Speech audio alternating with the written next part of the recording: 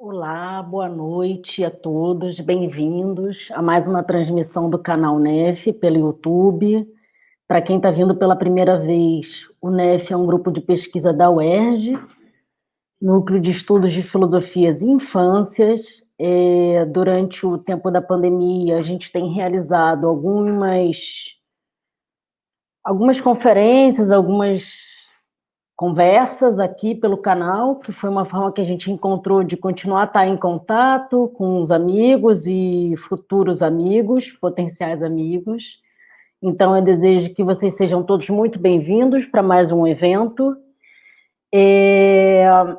A gente tem feito com frequência, mais ou menos uma vez na semana, eventos aqui. Então, se vocês se interessarem, tem as gravações dos eventos anteriores e também tem a gente fica avisando, né, eventos posteriores, então vocês podem curtir aí a nossa página para receber informações e poder navegar, ter acesso ao que a gente vem fazendo ao longo da pandemia.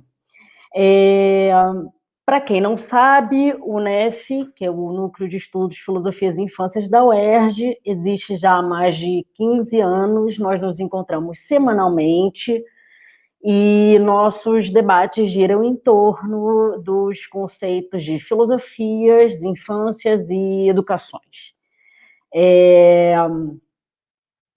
A gente brinca dizendo que a gente se encontra no NEF, na verdade, para comer, porque quando é presencialmente na UERJ, a gente sempre tem uma mesa cheia de quitutes. E é em torno da mesa cheia de quitutes que tem chocolate, alfajor, balinha, castanha de caju e todas essas coisas, a gente fica em volta da mesa saboreando os sabores dos quitutes que os colegas trazem, e é a partir disso que a gente vai conversando, né? Então, entre um chocolate e outro, entre um alfajor e outro, a gente vai criando projetos, inventando modos de levar o NEF para fora da universidade, para além dos muros da universidade, e isso já tem mais de 15 anos. Tem uma coisa que a gente acha muito importante, que é que o nosso grupo está sempre aberto para a participação das pessoas, independentemente da idade, da nacionalidade. Eu vou colocar aqui para vocês o site que a gente tem, e vocês podem conferir um pouquinho do que a gente tem feito, do nosso trabalho. E nós temos diversas ações no grupo de pesquisa, e uma coisa que a gente gosta muito é brincar de pensar e inventar. Então, uma coisa que a gente brincou de pensar e inventar foi uma editora do nosso grupo de pesquisa. Está aí já na tela de vocês o endereço, e essa editora que a gente brincou de inventar, ela foi criada em 2016 com o desejo que a gente tinha de possibilitar o fluxo de ideias e pensamentos e encontros entre as pessoas que passaram e passarão pelo NEF. E a nossa ideia também era fazer com que os livros fossem acessíveis a uma maior parte, maior número de pessoas. Então, nós surgimos com uma ideia de fazer livros acessíveis financeiramente. Então, são livros que têm preço de custo, né? Mas que agora, durante a pandemia, devido à situação em que a gente está vivendo, a gente começou a disponibilizar os livros para descarga gratuita pelo site do NEF. Então, eu convido vocês a irem lá, para quem quiser ter maior acesso, e a gente tem feito muitas produções nessa pandemia, especialmente a gente tem uma linha editorial que chama Ensaios, e a gente tem lançado livros dentro dessa linha editorial Ensaios. Então, estão sendo muito voltadas para essa parte desse período em que a gente está vivendo. Uma outra brincadeira que a gente leva muito a sério também, e há quase 20 anos, é um colóquio que a gente faz, que é o Colóquio Internacional de Filosofia e Educação. Esse ano é o 10º colóquio e, por conta da pandemia, a gente esteve pensando muito como é que a gente conseguiria se encontrar a despeito das dificuldades colocadas pelo isolamento social. Então a gente decidiu fazer uma versão, uma profase virtual, e a gente convida todos vocês que se interessarem a entrar no site e conferir um pouco do como a gente está pensando o evento. Bom, eu acho que o NEF tem essa característica, né, que é uma característica de juntar gente, ideias e pensamentos, né, e então eu acho que não é à toa e é muito propício que a palestra de hoje, intitulada Tempos e Infâncias, ocorra justamente no nosso canal. A gente está muito satisfeito, muito feliz de poder hospedar esse evento aqui hoje, porque são 2 temas que a gente trabalha muito e dialoga muito com eles, né? Porque, de alguma forma, como é que a gente pensa tempos e infâncias, né, num momento tão difícil quanto esse, não é? Como criar tempos outros e como fazer possível, tornar possível olhares infantis para o mundo em que a gente está vivendo agora, né? No NEF, a gente gosta de dizer que é uma coisa que vem de uma tradição zapatista, que é que a gente tem um sonho, né, de que o mundo possa ter espaço para muitos outros mundos. E eu acho que o que as infâncias nos trazem é um pouco isso, uma possibilidade, por um lado, de maravilhamento da vida e, por um outro lado, de explosão de mundos dentro do mundo. Então, eu gostaria de dizer que eu tenho a alegria de ter aqui com a gente hoje o professor Walter Cohen, que vai fazer essa palestra sobre tempos e infâncias, a professora Beth Godoy e a minha colega Lara Saião, que também é do NEF, que vai estar aqui com a gente hoje.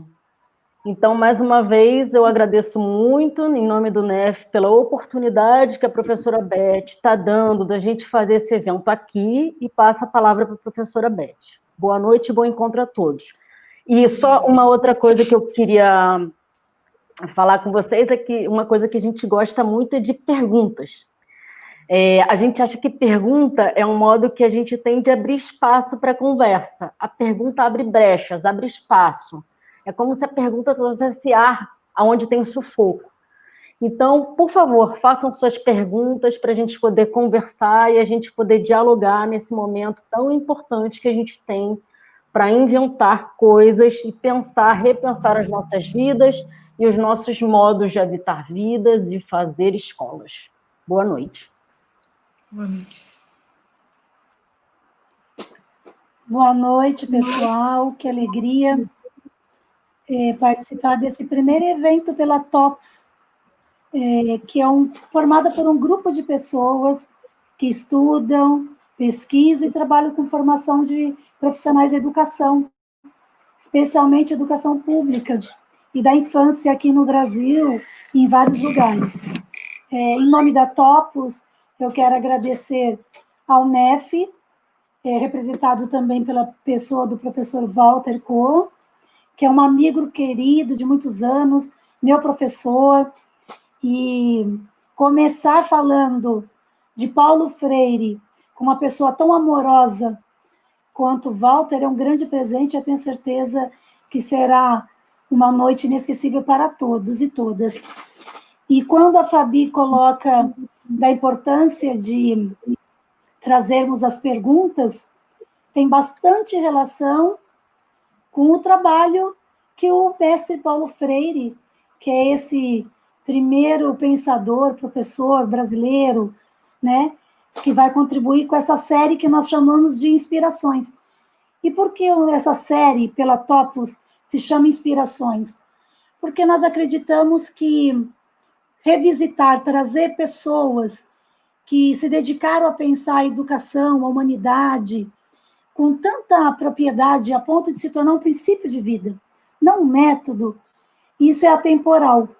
E é preciso que a gente conheça e revisite pessoas que, ao longo dos anos e da história, se dedicaram a isso. Então, nós começamos, para vocês que estão nos assistindo, começamos com o Paulo Freire, que eu acho que é uma maneira de retribuir e dizer o quanto nós reconhecemos a sua grandeza nesse trabalho da educação, especialmente a educação pública, mas não só pública, no Brasil. Mas vocês aguardem que nós teremos uma live por mês, trazendo outras inspirações, seja de Malaguzzi, Frenet, Pestalozzi, Dewey, e outros pensadores ou pessoas que possam nos contribuir com a gente para revisitar esse papel da educação, que uma das questões é trabalhar as humanidades, né? Então, eu agradeço muito ao professor Walter, a Fabi, a todos vocês que nos ofereceram essa primeira oportunidade de fazer um evento num núcleo que estuda filosofias e infâncias. Então, é um presente enorme e eu só tenho que agradecer. Obrigado, muito obrigado, Betty. Somos nós que agradecemos e para nós é um privilégio estar organizando juntos esse momento. São momentos extremamente difíceis para todos. Aqui no Brasil, um momento de muito descaso, de muita dor, de muita morte, de muita política contrária à vida, contrária à infância, mas a gente entende que talvez é nesses momentos, especialmente, em que a gente tem que mostrar justamente o contrário, tem que mostrar a vida, tem que mostrar a alegria, tem que mostrar a esperança e tem que mostrar isso com o melhor que temos. E talvez o melhor que temos é Paulo Freire e a infância, ou talvez Paulo Freire e a infância são duas formas em que se mostra o que nós temos de melhor, de mais bonito, de mais alegre, de mais esperançoso, de mais justo, de mais utópico, de mais amoroso, de mais amigo. Então eu pensei que para começar, eu pensei em duas imagens que eu vou mostrar para vocês, que tem a ver, eu vou ver se vocês adivinham de quem são essas imagens. São imagens de duas crianças pequenas que têm algo em comum e algo de diferente, que são muito próximas e muito distantes. Mas eu senti uma certa necessidade de começar por aí. E essas lives são momentos difíceis também, né? Porque a gente está acostumado a encontros presenciais, onde podemos olhar de outra maneira, onde podemos nos encontrar de outra maneira, onde o corpo e os gestos transmitem ou dizem o que por aqui é muito mais difícil de dizer.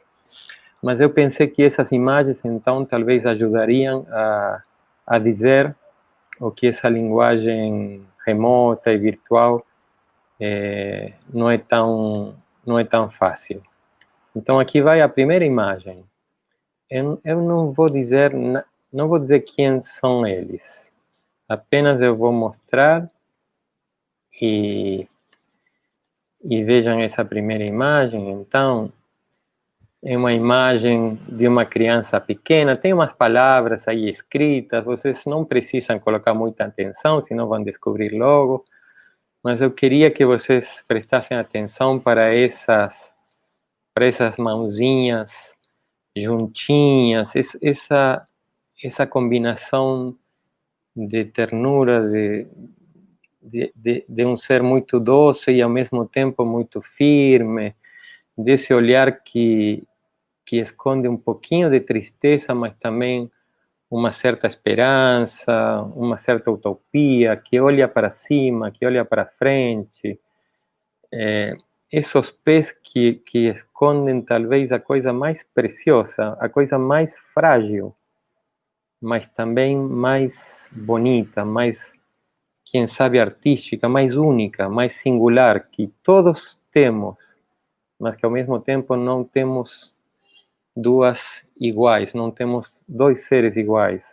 A singularidade, eu acho extremamente bonita essa figura. E agora eu vou mostrar uma outra, que é muito diferente, uma outra criança, que tem talvez uma idade próxima, e eu também não vou dizer quem é, e talvez vocês poderão adivinhar, mas eu vejo uma certa semelhança nesses pés, nessas mãos, nessa fragilidade e nessa fortaleza, nesse olhar, sobretudo, que também está olhando para cima, que talvez tenha outras cores, porque de fato essa é uma foto com cores, enquanto que a outra é uma foto branco e preta, mas eu vejo uma mesma expressão, talvez, uma expressão esperançosa, amorosa, utópica, quem sabe. E talvez isso significa a infância. E o que essa figura, que hoje vai nos acompanhar desde o início, o que essa figura tão extraordinária que temos o privilégio que tenha nascido no Brasil, e que é Paulo Freire, que esse governo, entre tanta coisa vergonhosa que faz, colocou como um inimigo da educação brasileira, mas que essa figura extraordinária nos ensina é que a infância é algo que vai muito além da idade. Que a infância, a verdade, ela está presente nesses seres que acabamos de ver, mas ela não só está presente nesses seres, ela precisa, ou é quase que uma condição dos educadores de todas as idades. Porque vocês sabem que Paulo Freire não se ocupou da educação da primeira infância. Não escreveu praticamente nada sobre educação das crianças pequenas. Paulo Freire é famoso, e estou vendo que a Genira diz aqui que essa criança é você, professor Genira. Como você soube isso? Será que sou eu? Mas, enfim,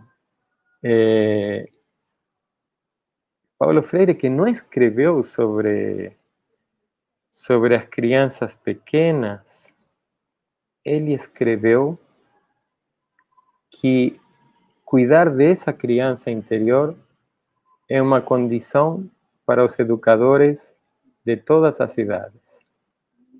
Ou seja, Paulo Freire não se ocupou da educação da primeira infância, mas ele disse que sem cuidar da primeira infância não podemos educar as pessoas de qualquer idade.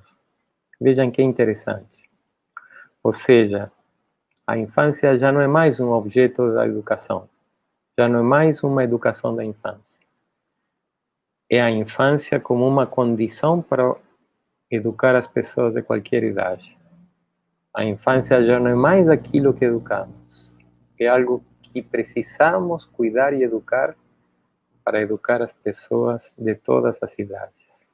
Essa é a ideia que eu quero desdobrar e apresentar para vocês um pouquinho melhor a noite de hoje. Mas para fazer isso, eu vou me ajudar com Paulo Freire. Eu vou mostrar para vocês um vídeo bem curtinho, 1 minutinho só, de como Paulo Freire entendia a infância. Porque para Paulo Freire a infância não é uma etapa da vida. A infância não tem a ver com a quantidade de anos que se tem. Paulo Freire sabia, porque vivia como nós, numa sociedade em que muitas crianças não vivem a infância, que muitas pessoas de pouca idade, de idade infantil, não têm a oportunidade de viver a infância. E tem outras pessoas, como o próprio Paulo Freire, que com quase 70 anos recebeu um prêmio de menino permanente. Não sei se vocês sabem, dentre tantos prêmios que recebeu Paulo Freire, no mundo inteiro. Um deles, na Itália, quando Paulo Freire tinha 68 anos, numa biblioteca municipal na província de Toscana, perto de Pisa, recebeu um prêmio de Bambino Permanente.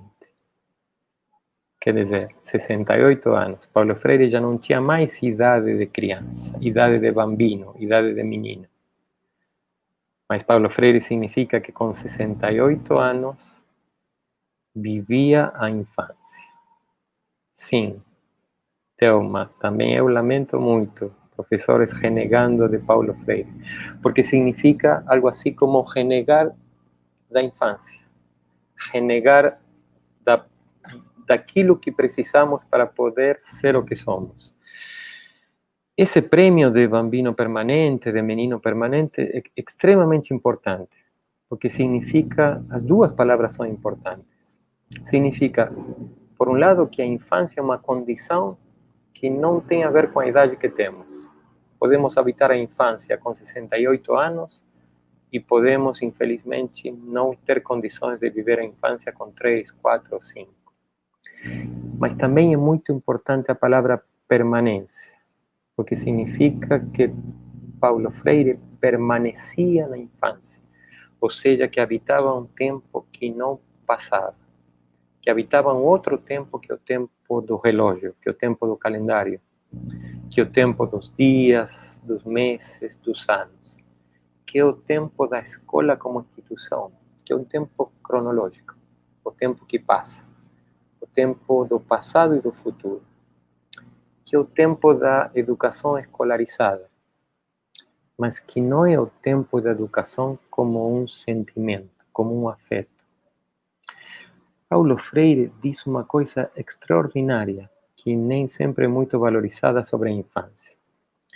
Ele diz, em vários dos seus relatos autobiográficos, que mesmo que ele não tenha se dedicado à educação da infância, à educação das crianças pequenas, as suas principais ideias sobre a educação de jovens e adultos ou de qualquer idade foram inspiradas na maneira em que ele foi educado na sua primeira infância.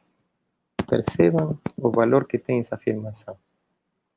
Ele nunca se ocupou da educação da primeira infância, mas ele diz que a pedagogia do oprimido, a pedagogia da esperança, a pedagogia da autonomia, as suas principais ideias sobre a educação, todas elas nasceram de como ele foi educado, alfabetizado pela sua mãe e pelo seu pai, à sombra de uma mangueira, no quintal da casa do bairro de Casa Amarela, Recife,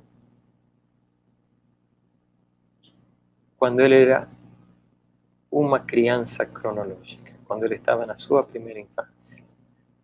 E ele foi alfabetizado não numa escola, não no tempo cronológico de uma instituição. Como diz Priscila, ele foi alfabetizado no tempo aion, no tempo da contemplação, num tempo presente, num tempo que permanece, num tempo que dura, num tempo que uma criança brinca, num tempo de permanência. Por isso Paulo Freire permaneceu na infância, por isso ele recebeu esse prêmio, essa distinção de bambino, menino permanente, porque ele sabia que permanecer na infância é uma condição para educar a pessoas de qualquer idade, porque significa permanecer nesse estado em que uma criança brinca e também pergunta, questiona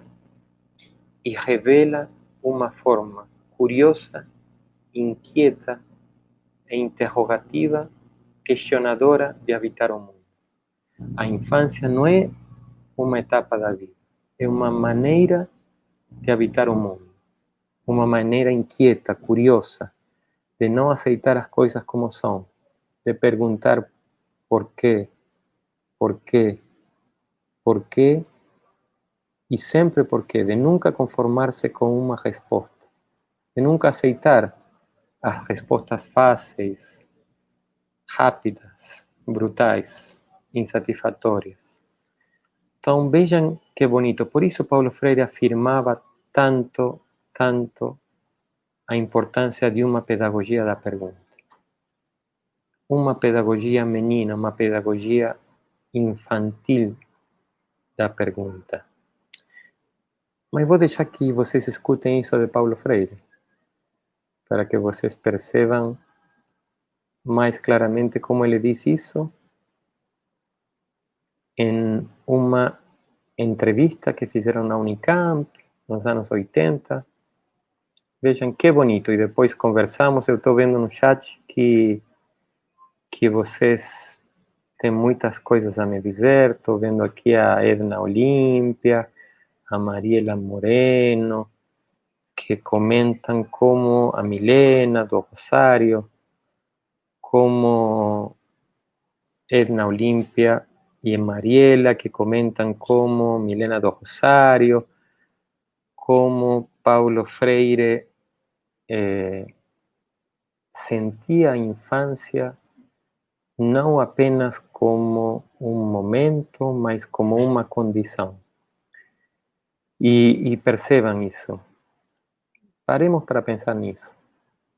Ele diz uma coisa extraordinária numa conferência na USP, em São Paulo, pouquinho depois de receber esse prêmio na Itália.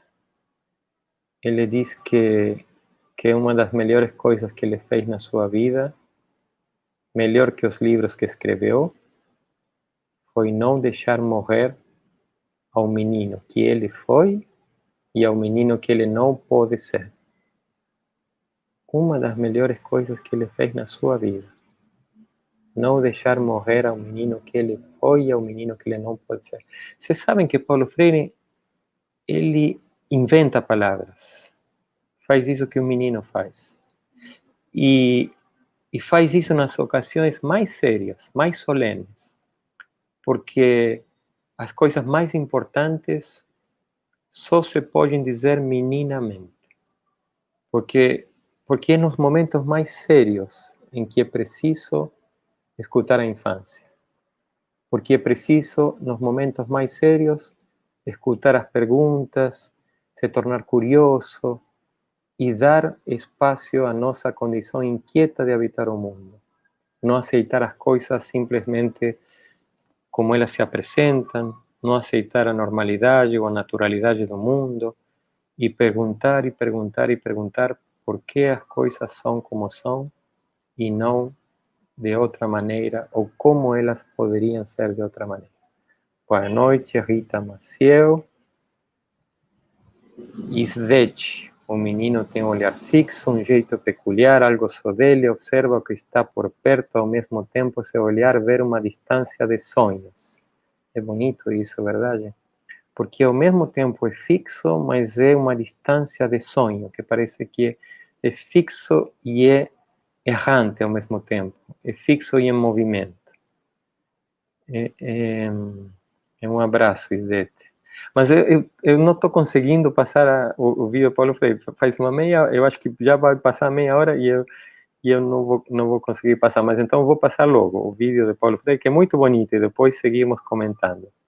Eu vou compartilhar a tela agora sim, e depois comentamos. Aqui. Isso. Isso são os anos 80. É uma palestra, é uma conversa, uma entrevista na Unicamp. É um minuto só.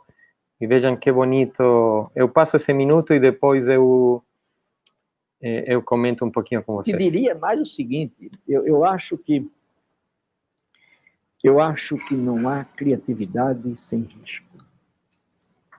Nem há desenvolvimento intelectual sem risco. Para mim, uma das coisas terríveis da educação e que nós estamos vivendo no Brasil é que ela vem sendo, para falar só no Brasil, mas não é só aqui, é que ela vem sendo, sobretudo, uma educação da resposta, e não uma educação da pergunta fundamental. Eu acho que para ti, como filósofa, né, essa coisa até que bate muito. A impressão que eu tenho é que, de modo geral, nós estamos entrando nas salas com respostas cujas perguntas fundamentais se perderam no tempo. E a gente nem sabe quais foram elas. E a gente chega e dá a resposta ao educando e ele diz, puxa, eu nem perguntei. Então, isso... Isso é extraordinário, é muito bonito. Agora eu vou continuar mais um pouquinho, mas eu gostaria que vocês reparassem nisso. A gente entra com respostas cujas perguntas se perderam no tempo. Se a criança pergunta, se nós perguntamos quando crianças e respondemos quando adultos, é como se Paulo Freire estivesse dizendo, a gente entra na sala de aula como adulto e esqueceu a infância. A gente esqueceu as perguntas. E a gente oferece as respostas adultas, esquecendo as perguntas que deram vida a essa resposta. E, claro, a criança não quer ouvir as respostas de perguntas que sequer fez, que sequer escutou, que sequer perguntaram para ela se ela queria fazer. Vamos escutar um pouquinho mais. Mas é muito linda essa parte, porque é como se a gente, com uma pedagogia da resposta, esquecesse, não só uma pedagogia da pergunta, mas esquecesse a própria infância, esquecesse uma vida infantil que está por trás de cada pergunta. E essa educação, essa ação da resposta, castra a curiosidade necessária do educando. Então, a resposta castra a curiosidade do educando. Qual é o problema de uma resposta? Porque muitas vezes, claro, não há problema. Às vezes uma criança pergunta e a gente sempre pensa que temos que dar uma resposta. E às vezes não é um problema dar uma resposta, mas qual é o problema de sempre dar uma resposta, ou sobretudo daquelas perguntas infantis que exigem serem mantidas vivas pela curiosidade que está por trás? Que se a gente responde elas, justamente, a gente castra a força viva, a vitalidade, o pensamento que quer se expressar através dessa pergunta. Então, quando a gente acompanha, ao contrário, uma pergunta com outra pergunta, é como se a gente alimentasse essa curiosidade e o pensamento se multiplica. O que é uma pergunta, afinal? Se uma pergunta é uma infância do pensamento, se uma pergunta é onde começamos a pensar, se uma pergunta é como um convite que uma criança não faz para pensar, se uma pergunta é algo assim como uma criança nos dizendo, professora, você quer pensar isso comigo? Você me ajuda a pensar isso? Se a gente, em vez de responder que às vezes fecha o convite, ou fecha o caminho do pensamento, respondesse com uma outra pergunta, o caminho se multiplica, se abrem muitos horizontes, se abrem muitos mundos para pensar. Mas o problema da pedagogia da resposta, diz Paulo Freire, é que a resposta pode castrar a curiosidade que está na base de toda a pergunta. Vamos ouvir mais um pouquinho. Que teria que se expressar na pergunta. Agora você vê que o ato de perguntar, que faz parte fundamentalmente do ato de conhecer, não pode ser assumido sem risco. Quer dizer, então, para mim, não é possível conhecer sem arriscar-se. Não é possível conhecer sem arriscar-se. A gente poderia ficar a noite inteira com esse minutinho extraordinário, Paulo Freire. Vejam, um minuto de vídeo, e a gente pode ficar horas e horas e horas. É extraordinário. O ato de perguntar faz parte principal do ato de conhecer. Então, por que uma pedagogia menina da pergunta? Porque é a coisa mais preciosa que a gente precisa cuidar, alimentar na educação. É o ato de perguntar. Porque se não cuidamos das perguntas, se não cuidamos na verdade, a curiosidade que está na base de cada pergunta é como se castrássemos, como diz Paulo Freire, castrássemos o que está assim, o que alimenta o desejo de conhecer de cada criança. E então, como não alimentar, como não desejar, como não querer nutrir uma pedagogia menina, infantil da pergunta. Por isso, eu adoro esse livro de Paulo Freire que se chama Por uma Pedagogia da Pergunta. Talvez mais do que as pedagogias do oprimido, da esperança, da autonomia, porque nesse livro Paulo Freire diz que a coisa mais importante que nenhuma prática educativa poderia deixar de cuidar é o ato de perguntar. Porque e vejam, o ato de perguntar é o ato mais infantil de todos. E pelo mesmo é o ato mais arriscado, é o ato menos preconceituoso, é o ato mais livre, é o ato mais próprio do ato de conhecer. É extraordinário esse minuto. E eu sinto que é como uma ofrenda, como um elogio da infância, da importância da infância. Por isso Paulo Freire cuidou tanto de manter a sua própria infância. Eu vou ler para vocês eu acho, deixa eu ver o Cronos aqui, acho que já estou na meia hora. Então eu vou me despedir. Na verdade não vou me despedir porque vamos continuar aqui conversando, mas eu vou terminar essa partezinha aqui lendo um pedacinho de um trecho de Paulo Freire que eu adoro também e que tem a ver com essa infância que não tem a ver com a idade, mas tem a ver com uma forma de vida, com uma relação com a pergunta, com uma relação com a curiosidade, com uma relação com o conhecimento e com o risco. E vocês sabem muito melhor do que eu hoje, viver é arriscar-se, educar é arriscar-se, ensinar é arriscar-se, aprender é arriscar-se, e hoje, no Brasil, talvez mais do que nunca. Mas vejam que bonito, Paulo Freire diz isso. Aos 23 anos, recém-casado, comecei a descobrir, embora ainda não fosse capaz de expressá-lo com clareza, que o único modo de nos mantermos vivos, alertas e de sermos verdadeiramente filósofos é nunca deixar morrer a criança que existe dentro de nós. A sociedade nos pressiona para que matemos essa criança, mas devemos resistir. A sociedade nos pressiona para que matemos essa criança, mas devemos resistir.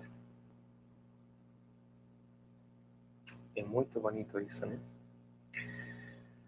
Porque quando matamos a criança que há dentro de nós, estamos matando a nós mesmos. Impressionante. A sociedade nos pressiona para que matemos essa criança, mas devemos resistir. Porque quando matamos a criança que há dentro de nós, estamos matando a nós mesmos. Eu colocaria isso na frente de cada sala de aula. E eu colocaria, em vez da sociedade, a escola. Vejam como ficaria colocar isso em frente de cada sala de aula. A escola nos pressiona para que matemos essa criança, mas devemos resistir. Porque quando matamos a criança que há dentro de nós, matamos a nós mesmos. O que achas, Estela Maris Buarque de Macedo, se colocamos isso na porta das salas do CAP? A escola nos pressiona para que matemos essa criança, mas devemos resistir, porque quando matamos a criança que há dentro de nós, estamos matando a nós mesmos.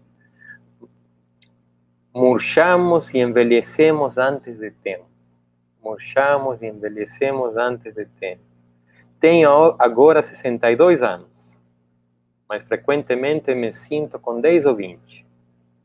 Quando subo 5 lances de escada, meu corpo me faz lembrar a idade que tenho, mas o que há dentro de meu velho corpo está intensamente vivo. simplesmente porque preservo a criança que há dentro de mim. Creio também que meu corpo é jovem e tão vivo quanto essa criança que fui outrora e que continua a ser. Essa criança que me leva a amar tanto a vida.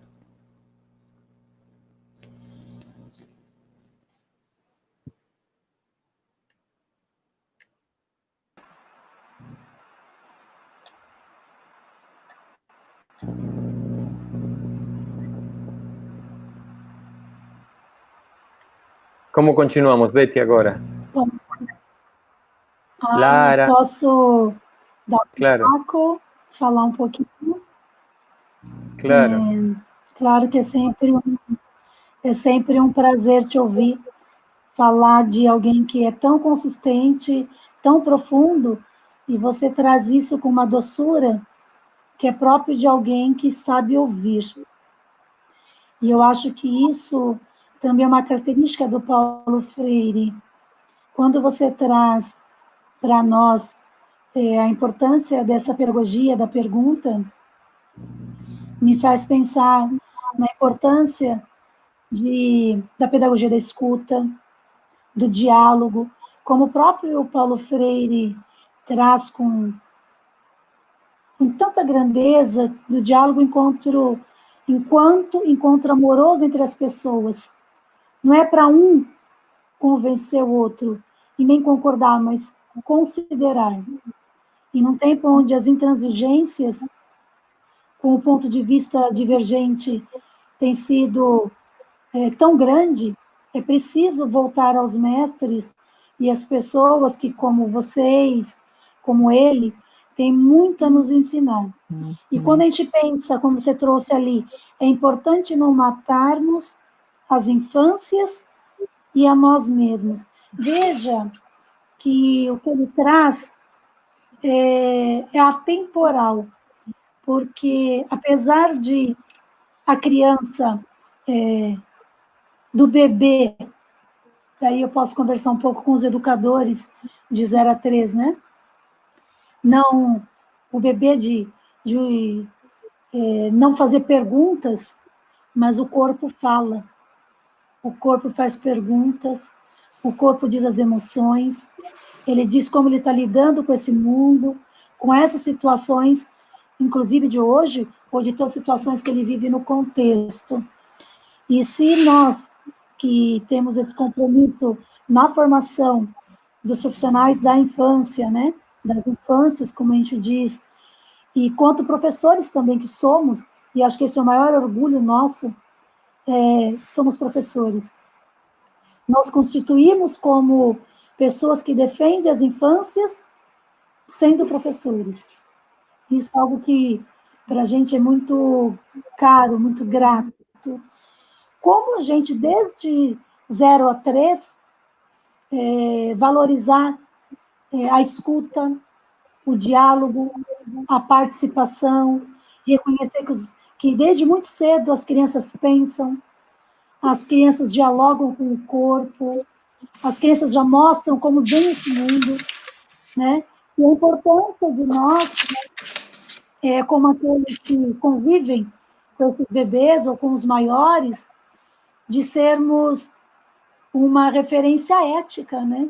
Num tempo onde a ética tem sido banalizada, podemos ser professores que valorizam a fala das crianças, muito mais que serem respondedores, eles sejam investigadores, eles sejam curiosos, eles aprendam por si mesmos, eles construam suas ideias, construam sua subjetividade, é claro que a partir de toda a convivência que ele tem com o outro, porque o outro é importante, mas a partir daquilo que ele decide por ele, e não por inculcações que fazemos desde cedo nas crianças.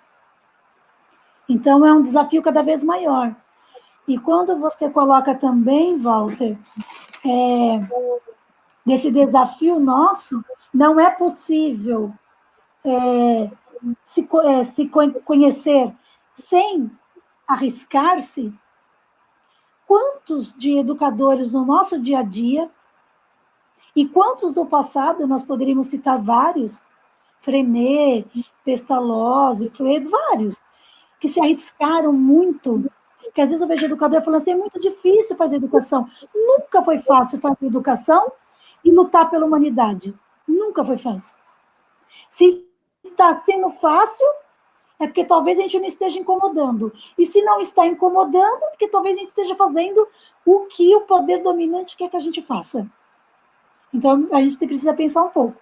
E como arriscar-se nesse tempo de hoje e repensar um tempo de viver, de conviver, nesse momento que nós estamos vivendo hoje, onde as crianças estão sendo colocadas como jogo, se volta ou não volta, porque, com certeza, o mais importante não é a criança.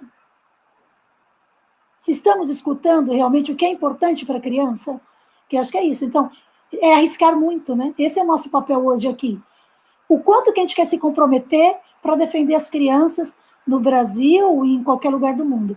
Por isso que é sempre um prazer reunir esse povo todo aqui e esses que estão participando. A gente precisa ser ousado, né? Para defender as crianças e as infâncias. Eu tenho uma proposta para vocês para fazer, uma brincadeira, já que estamos falando tanto de infância, de brincar e de perguntar, o que vocês acham? Se eu tenho uma... Podemos colocar até um tempo para ele, tipo uns 10 minutos, ou 15 ou mais, podemos 20, sei lá, mas eu ia sugerir uma coisa. A gente passa de novo o vídeo de Paulo Freire de 1 minuto, que de fato ele que diz que conhecer supõe arriscar-se, e depois desse vídeo, por 10 ou 15 minutos, nós aqui e as pessoas no chat só podemos falar através de perguntas.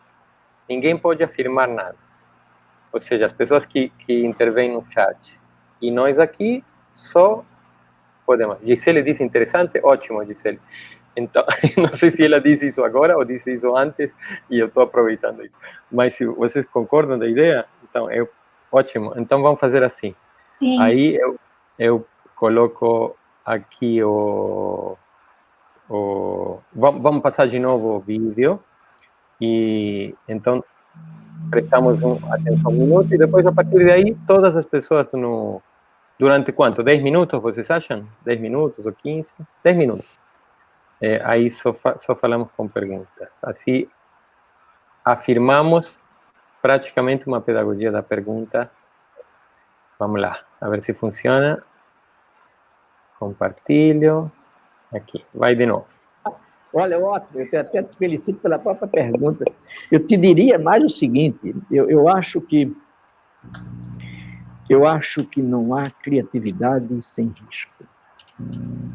Nem há desenvolvimento intelectual sem risco. Para mim, uma das coisas terríveis da educação e que nós estamos vivendo no Brasil é que ela vem sendo, para falar só no Brasil, mas não é só aqui, é que ela vem sendo, sobretudo, uma educação da resposta, e não uma educação da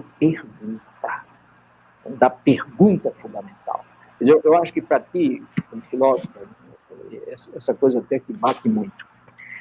A impressão que eu tenho é que, de modo geral, nós estamos entrando nas salas com respostas cujas perguntas fundamentais se perderam no tempo. E a gente nem sabe quais foram elas. E a gente chega e dá a resposta ao educando e ele diz, puxa, eu nem perguntei. Então, essa educação, essa ação da resposta, castra a curiosidade necessária do educando, que teria que se expressar na pergunta. Agora você vê que o ato de perguntar, que faz parte fundamentalmente do ato de conhecer, não pode ser assumido sem risco. Quer dizer,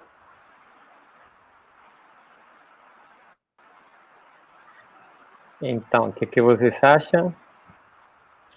Se agora, e já está valendo, ótimo, perfeito, estou vendo aqui que somos quase 300, então isso significaria que poderíamos ter quase 300 perguntas no chat. O que vocês acham? Teremos 300 perguntas no chat?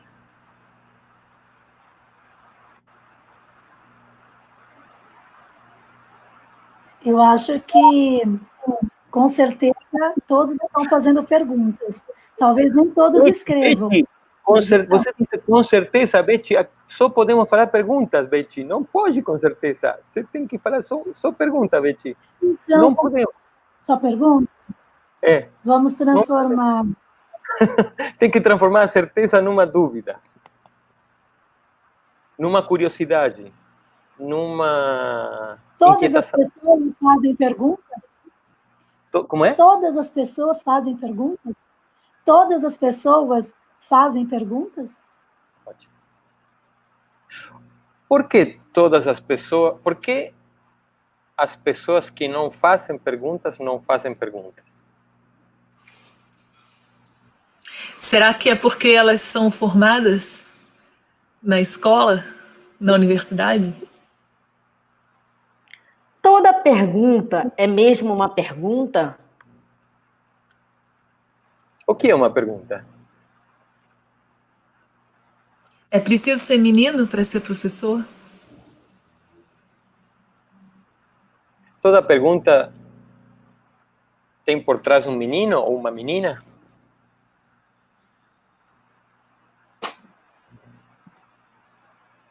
A pergunta é uma menina?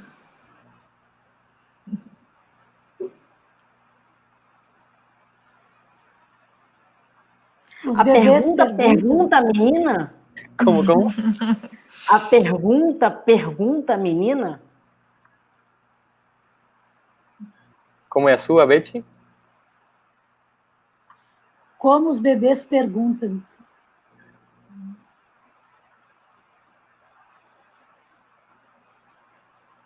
Quem escuta as perguntas dos bebês? Como se escuta uma pergunta?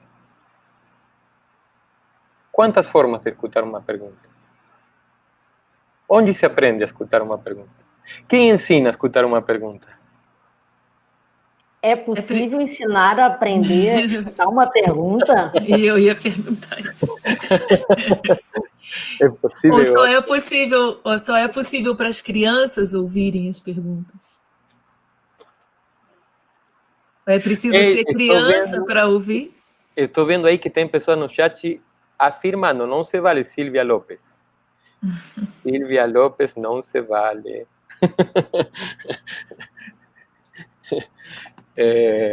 Como foi, Lara? Desculpa. É preciso ser criança para ouvir as perguntas? O que é preciso para ouvir uma pergunta? É preciso alguma coisa para ouvir uma pergunta? É preciso ouvir qualquer pergunta?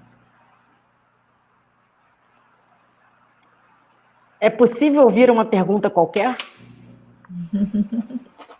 Há perguntas que não é preciso ouvir?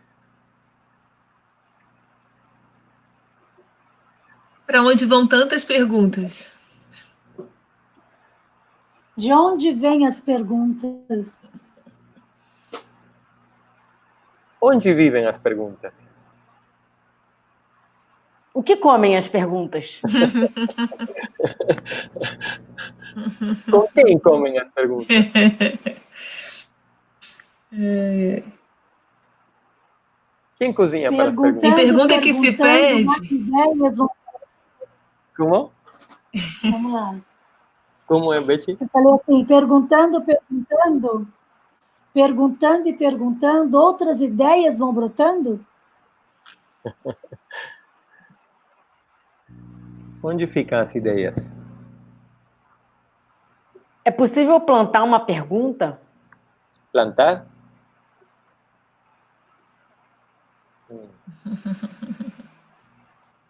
E se for possível, o que cresceria de uma pergunta plantada?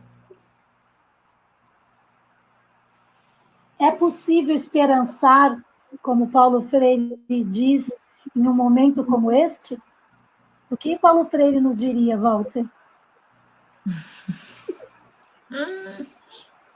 Patrícia também pergunta aqui, o que é uma pergunta? Alejandra pergunta se dormem as perguntas. E Simone pergunta se é possível crescer uma pergunta. E eu perguntei se elas se perdem. Se elas se perdem. E Márcia, uma pergunta é sempre uma pergunta. E Jaqueline, é possível colher uma pergunta?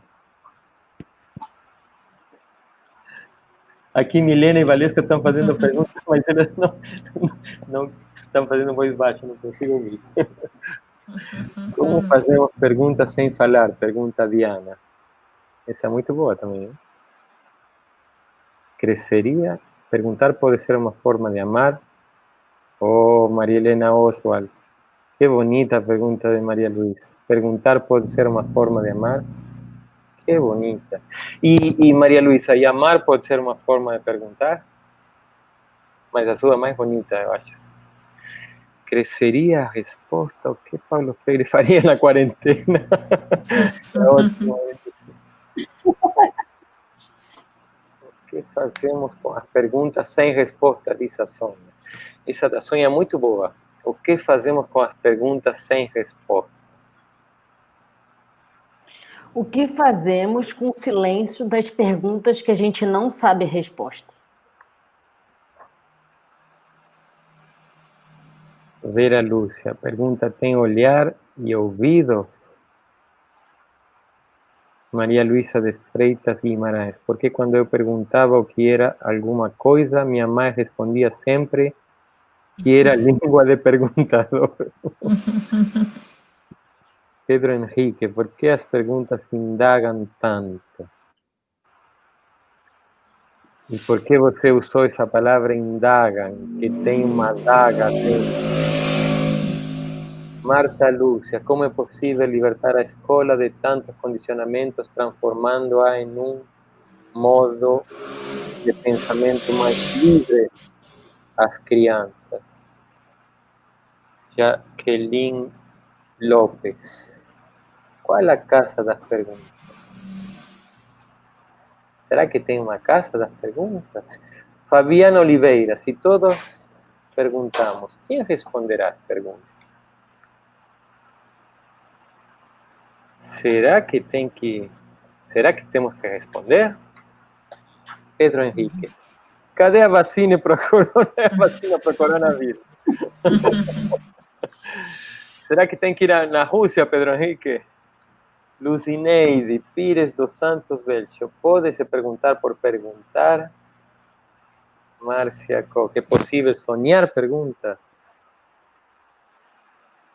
Júlio. Eita.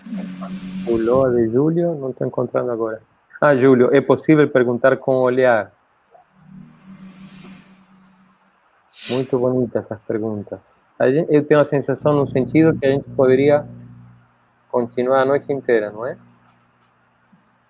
Alinear Laerte. Por que perguntamos? Porque eu penso assim que... E aí tem essas perguntas, né? A Rosa, por que perguntar? Ou perguntar por perguntar. Porque eu acho que tem... Eu penso assim, no sentido, Paulo Freire fala disso por uma pedagogia da pergunta. Tem um risco, ele diz, né, do perguntar por perguntar. Mas tem também um perguntar por perguntar que nos leva a um tempo que eu penso que também nos liberta desse tempo produtivo, de que tudo tem que servir para alguma coisa, e que também pode nos abrir um espaço, eu diria revolucionário, um espaço diferente, em que nos acorde, que nos diga, pode parecer um perguntar por perguntar, mas de repente nos propicia um tempo diferente, um tempo de presença, um tempo onde diga, talvez nos leva a perguntas mais fundamentais, ou a perguntas mais radicais, ou a perguntas mais poderíamos dizer políticas ou perguntas mais transformadoras. Porque é como brincar.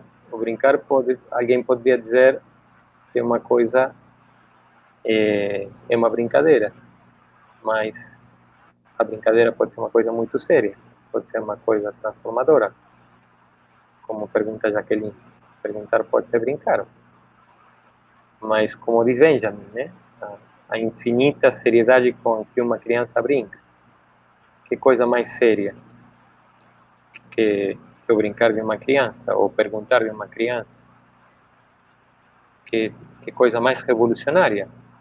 Nesse mesmo livro, Por uma Pedagogia da Pergunta, Paulo Freire termina ele falando com Antônio Faúndes da Revolução Nicaragüense, da Revolução Sandinista. É o início dos anos 80, 1980 e tantos. E Paulo Freire faz um grande elogio da Revolução Sandinista. E ele, para dizer que ele admira muito a revolução, ele diz é uma revolução menina. É a forma mais elogiosa que ele tem de se referir à revolução. E ele diz, é uma revolução menina, mas não é menina pela corta idade, porque de fato é uma revolução criança, tem 3 ou 4 anos. Mas ele diz, Paulo Freire diz, é uma revolução menina não pela sua corta idade, é uma revolução menina porque é uma revolução que não se cansa de perguntar o que é uma revolução, porque é uma revolução inquieta, é uma revolução curiosa. Então vejam como a infância pode ser revolucionária, ou como uma revolução pode ser infantil, ou precisa ser infantil para ser uma revolução verdadeiramente revolucionária, diria Paulo Freire, me atrevo a dizer. Ou seja, que uma pedagogia da pergunta pode ser também revolucionária, porque é preciso uma revolução que se pergunte o que significa, o que é uma revolução, o que mundo queremos viver, e não uma revolução que já saiba isso, que já responda isso pelos outros. Uma revolução que escute, que pergunte como uma criança e não que responda. Que bonito que vocês no chat continuam perguntando. É ótimo. É muito lindo isso que vocês não parem de perguntar. Muito lindo. Como Alejandra, a música de Silvio Rodríguez. Aonde vão as palavras que não se disseram? E Alejandra fala de Buenos Aires e Dona Gi fala do México. Olha que temos pessoas aqui de Buenos Aires e do México. Dona Gi do México. Se vivo perguntando, conheço o mundo através da pergunta. Surgindo mais mundos depois das perguntas perguntadas. Que bonito isso, não é? Se vivo perguntando, conheço o mundo através da pergunta, surgindo mais mundos depois das perguntas perguntadas. Que bonito isso, Dona Gi. Obrigado. Muito obrigado. E olha essa pergunta de Pedro Henrique. Caraca. Por que existe um tempo maior entre uma pergunta e outra que entre uma afirmação e outra? Que bonita essa pergunta, Pedro Henrique. Obrigado. Nós vamos ter que anotar todas essas perguntas e pensar muito nelas. Maria Luísa, obrigado Maria Luísa. Por que será que o mundo dos porquês encantou tanto a minha infância? Muito bonita essa pergunta. Walter. Sim, Beth. Veja a vontade das pessoas de perguntar quando sentem que a sua pergunta é acolhida. Erasmo, caraca, Erasmo de Brasília. Desculpa, é que Erasmo deve fazer uns 20 anos que não vejo ele. Erasmo eu conheci, ele foi me orientando no mestrado em 1998.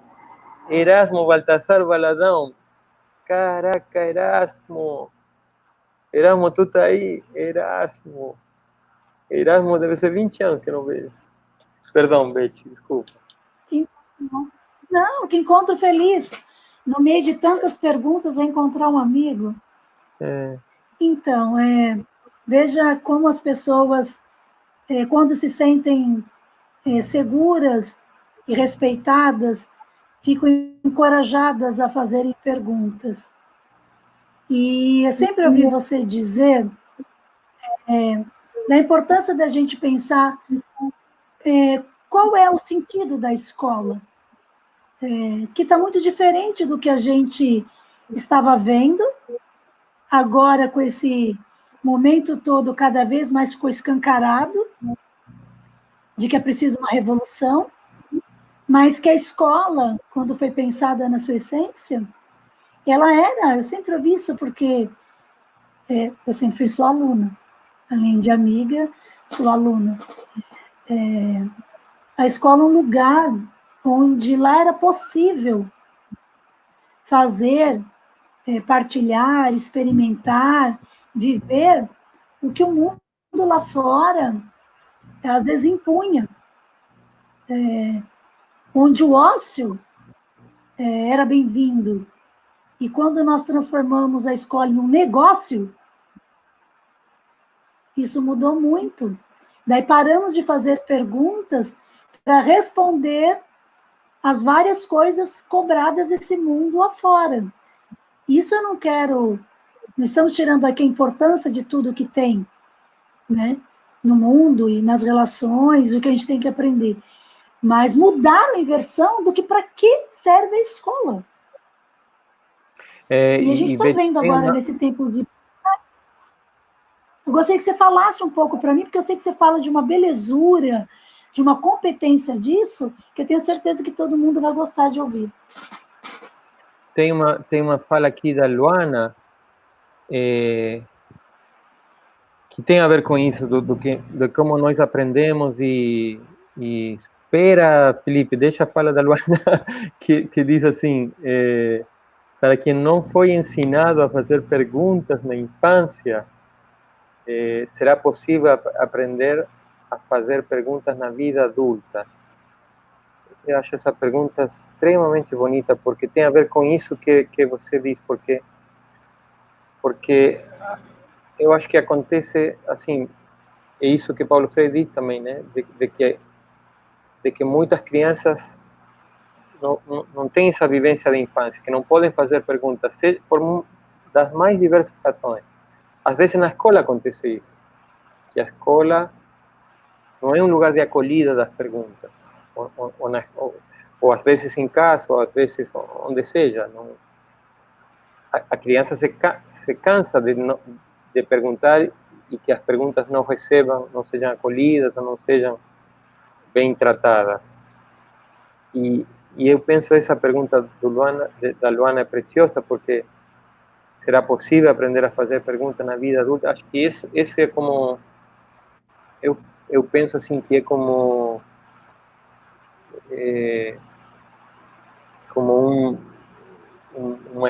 uma sorte de mote de que Paulo Freire também ajuda a pensar de que sempre é possível começar, e isso está ligado ao inédito viável, está ligado à esperança, está ligado a que a infância não é uma etapa, mas é sempre uma possibilidade, de que a educação da infância, na verdade, é uma infância da educação, é um começo a qualquer idade.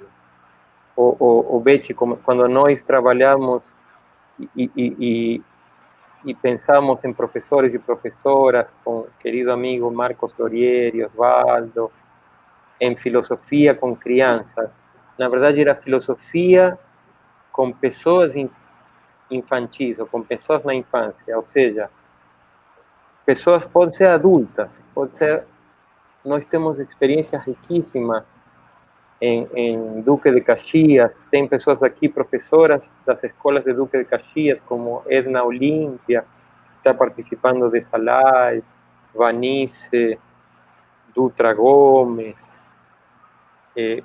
professoras dessas escolas que trabalhamos com crianças no diurno e com jovens e adultos no noturno, e temos testemunhos de pessoas de 60, de 70 anos, que nos têm dito, pela primeira vez na minha vida, tenho tido oportunidade de perguntar.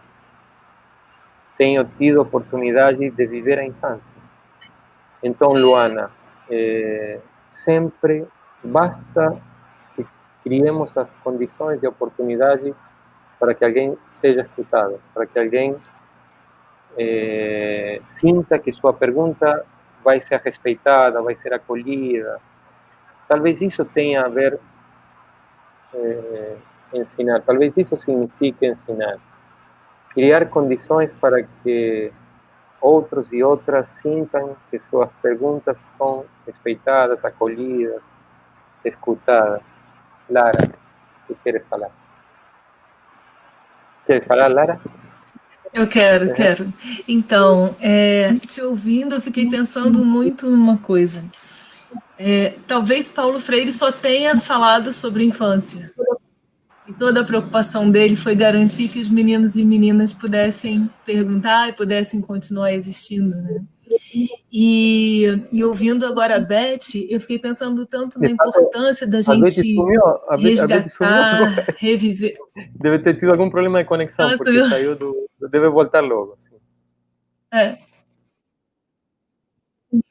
E aí pensava muito nessa coisa assim, da importância da formação dos professores também, nessa perspectiva, né?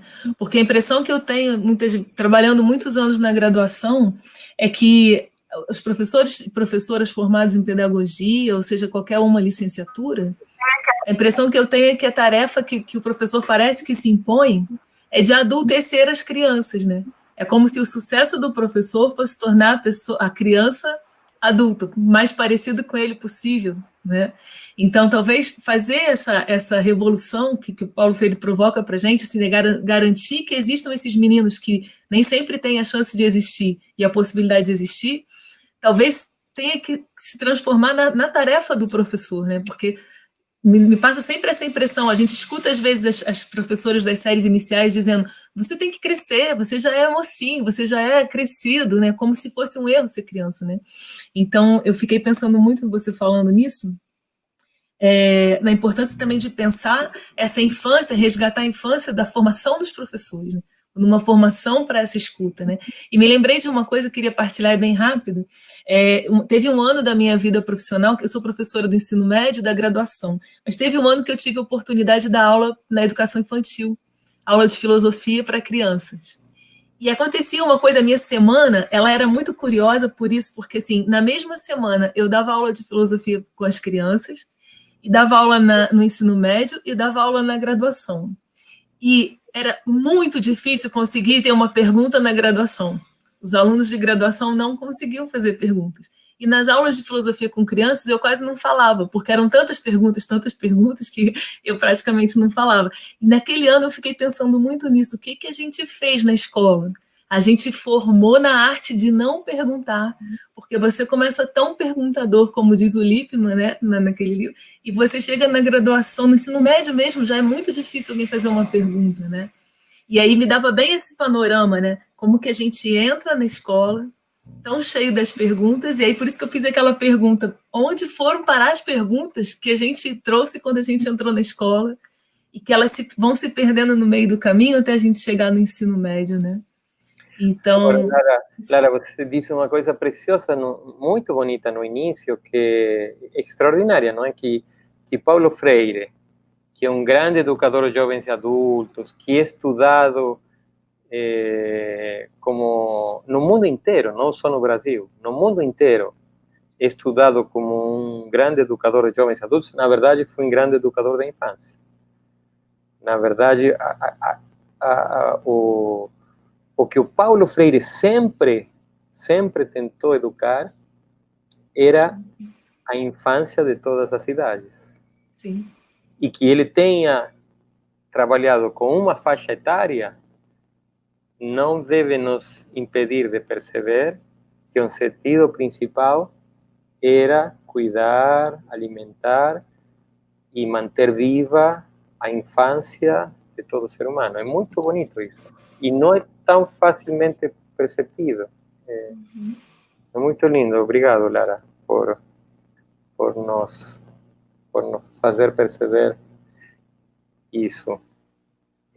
Tem gente aqui de todas as cidades e de todos os cantos dizendo um tanto de coisas. É muito lindo o que, quando o chat assim é tão ativo, tão participativo, tão dialógico. Para nós também é motivo de alegria, porque significa que estamos sendo coerentes, que estamos entre todos fazendo uma coisa que está fazendo sentido. Lara está te abraçando, muita gente aqui, estamos tratando de colocar algumas coisinhas. Essa pergunta do Celso, muito bonita também, né? Perguntar não é sonhar.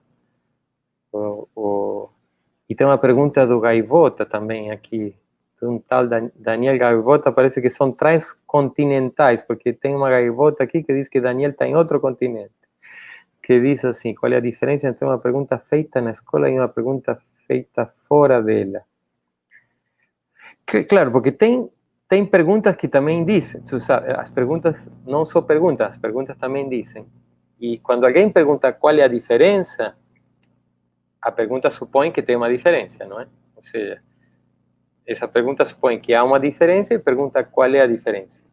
Então, qual seria a diferença? Se é que tem uma diferença entre uma pergunta feita dentro de uma escola, na escola, e uma pergunta fora da escola. Mas é uma pergunta ótima para os que estamos na escola, porque tem uma pergunta, uma frase, na verdade, da Maria Luísa, que não é tanto uma pergunta, mas é que uma coisa na qual eu acho que teríamos que refletir mais um pouco, porque ela diz assim, ouvi uma vez de uma professora freinetiana que os professores são as pessoas mais chatas do mundo, porque entra ano, sai ano, só fazem perguntas cuja resposta estão carecas de conhecer.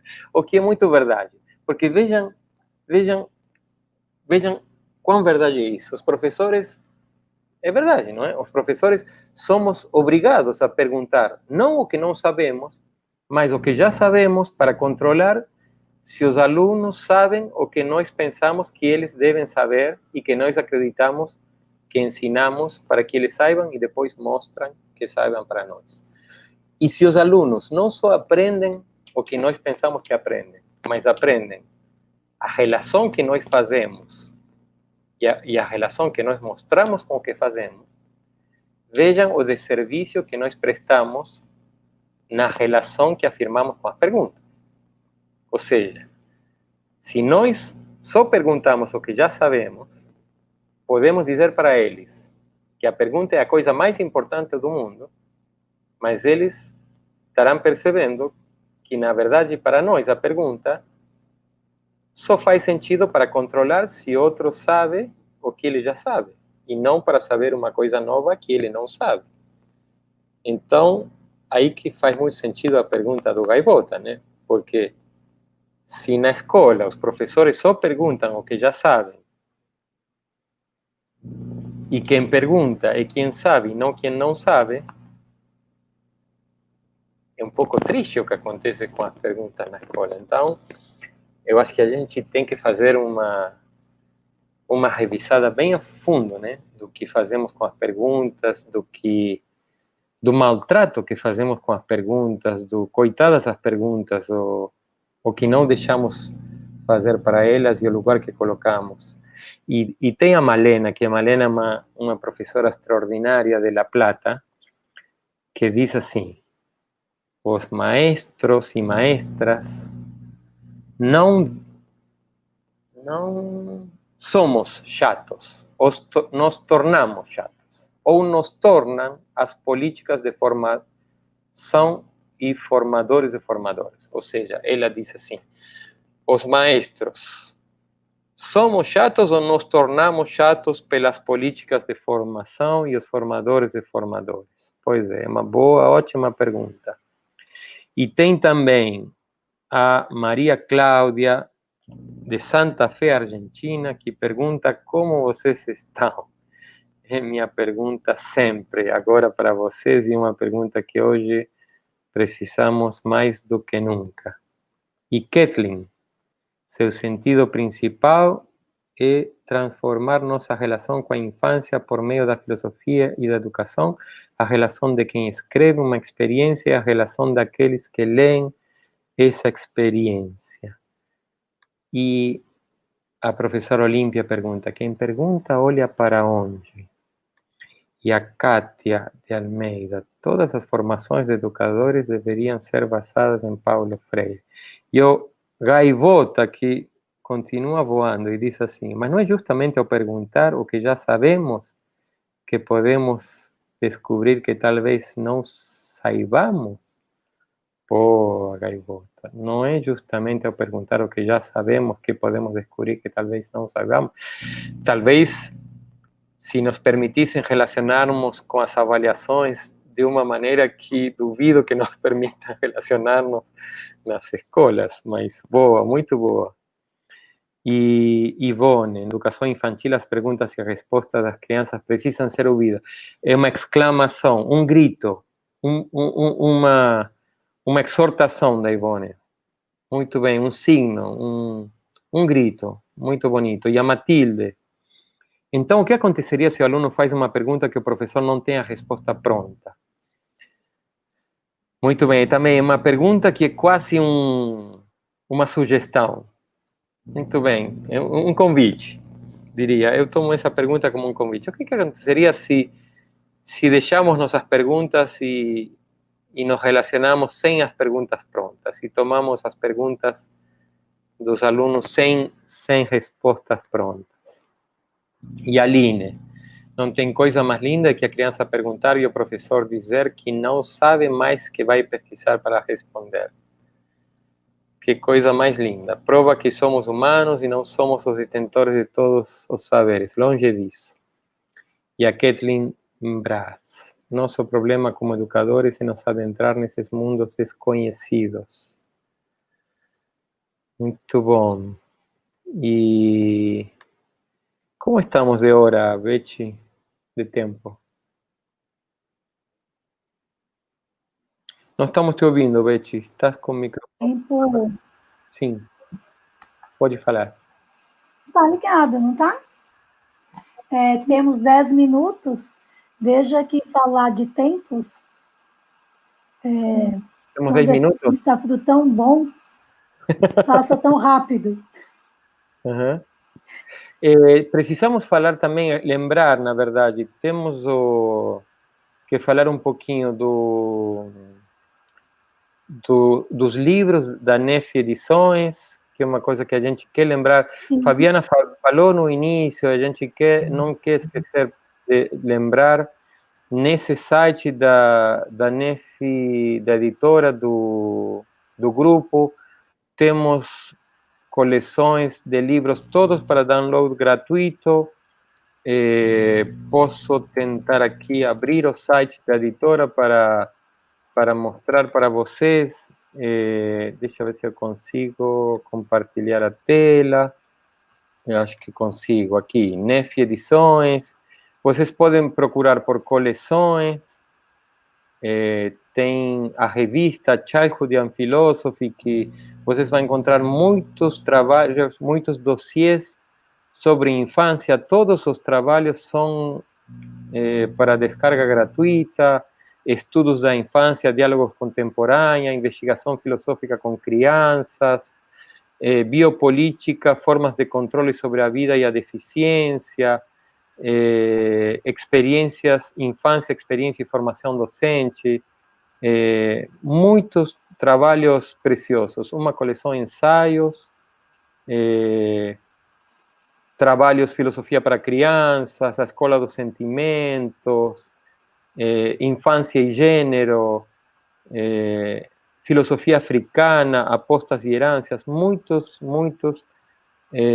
trabalhos. Fazemos um lançamento a cada 15 dias, a cada 2 semanas, e a coleção Teses e Dissertações do NEF, todos esses livros vocês entram e descargam gratuitamente. Por exemplo, o livro da professora Maria Reilta, Danta Cirino, sempre vocês vão entrar, vão encontrar uma descrição do livro e essa parte de download, que vocês entram nela e descargam o livro. Não vou fazer aqui, porque senão vou descargar mais uma vez, mas vejam, são muitos livros.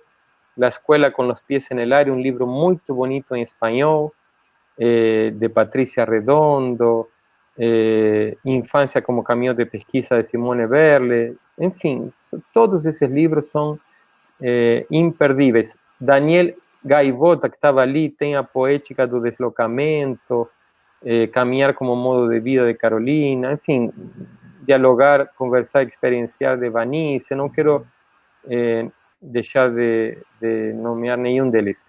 Curtam esse site e tem essa coleção, A Última Expressão de Infância, que é um livro de crianças colombianas, que é maravilhoso. São livros filosofando com o universo, pensando a filosofia, com ilustrações e pensamentos de crianças extraordinários. Visitem esse site que realmente é muito bonito, e um trabalho colaborativo que fazemos no NEF. O colóquio internacional, algumas pessoas no chat perguntavam se podiam abrir as inscrições. A gente tentou esse ano fazer um colóquio bem igualitário, estamos fazendo um colóquio de estudo, e como ele demandou muito tempo, publicamos com muito tempo de antecedência, então não temos como reabrir as inscrições para participar desses grupos de estudo. Mas vamos participar de uma série de atividades, vamos convidar para uma série de atividades, então fiquem atentos, porque na semana do 5 a 9 de outubro vai ter muitas atividades abertas, e aí vocês veem o site, também o colóquio é completamente gratuito, todas as atividades dessa semana, vai ter também lançamentos de livros, vai ter atividades acadêmicas, culturais, de cine, teatro, dança, de vários países, e tem também o livro. A Betty tem alguns problemas com a internet, porque ele, coitada, está entrando e saindo. E tem também o livro e o curso, Paulo Freire, Mais do que Nunca, que a Claxo, ela publicou o livro, a versão em espanhol do livro Paulo Freire, Mais do que Nunca. A Claxo publicou em espanhol, a versão em espanhol do livro tem um prólogo de Carlos Esclier, e ela também está disponível para descarga gratuita. Eu vou mostrar para vocês agora o site, e eu vou colocar, deixa eu ver se eu consigo, eu vou mostrar para vocês esse aqui. Aqui é o site, eu vou colocar isso no chat vou colocar isso no chat da live, porque aí vocês podem baixar, se tem interesse na versão em espanhol do livro de Paulo Freire, Mais do que Nunca, que podem descargar gratuitamente desse link. E a Lara vai falar um pouquinho para vocês agora do curso que vamos oferecer sobre esse livro na Claxo, enquanto eu coloco para vocês o link, a página do curso, que é essa aqui, e depois também um seminário virtual, e eu coloco que vai ser em português, em espanhol, e eu coloco também no chat o link do seminário. Fala um pouquinho dele, Lara. Bom, eu acho que quem está aqui, quem participou com a gente dessa live, já entendeu que dialogar com o Walter é ser convidado para viajar, né?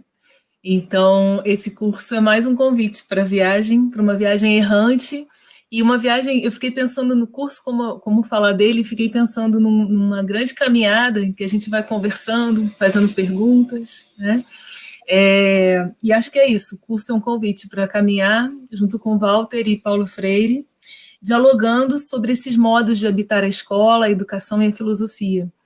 A sensação que tenho sempre, assim, quando a gente pensa no Paulo Freire e dialoga sobre ele, é que ele tenta quebrar esses muros, né, que existem entre a escola e o fora da escola, como perguntava o Gaivota, né? acho que é um convite para dar um grande abraço na vida e pensar tudo como uma única coisa, um compromisso. Por isso, pensar a politicidade da educação, porque não dá para pensar a educação fora dessa dimensão do compromisso com a vida, com o outro, com o mundo, fora do amor ao mundo, né? Tanto falava Paulo Freire sobre esse educador é aquele que tem esse amor pelo mundo. Então, o curso as inscrições estão abertas até dia 2 de setembro. A Claxo, para quem não conhece, é um Conselho Latino-Americano de Ciências Sociais, e o curso tem início no dia 3 de setembro. São 12 semanas, 12 aulas, contabilizando 48 horas de aulas, né, mais 120 horas de trabalhos, de escrita, de diálogo, de projetos juntos, e tanto podem se inscrever pessoas que falam em espanhol, que escrevem em espanhol, como também em português. Então, nós vamos ter as duas possibilidades de discussão nas duas línguas. E então é isso, é totalmente online, né? E como a gente falava antes da importância da gente formar esse professor nessa outra dimensão, nessa outra perspectiva, acho que é um convite muito importante para esse momento, né? Para reafirmar essa vida infantil, para reafirmar esses meninos e meninas e essas perguntas todas que estão dentro da gente. E a gente talvez não aprender, não sei se a gente tem que aprender, como a Fabiana colocava, né? A perguntar ou ouvir, mas talvez ficar mais atentos, né, a essas perguntas todas que habitam a escola e até habitar a escola de maneira mais questionadora, mais dialogante, mais amorosa, mais filosófica. Então, é um convite para dialogar com Paulo Freire, com Walter Cohen, Federico... Federico É isso. Boa companhia por você, sobretudo. E perdimos a Beth, acho que a conexão dela deve estar ruim, porque ela saiu de novo.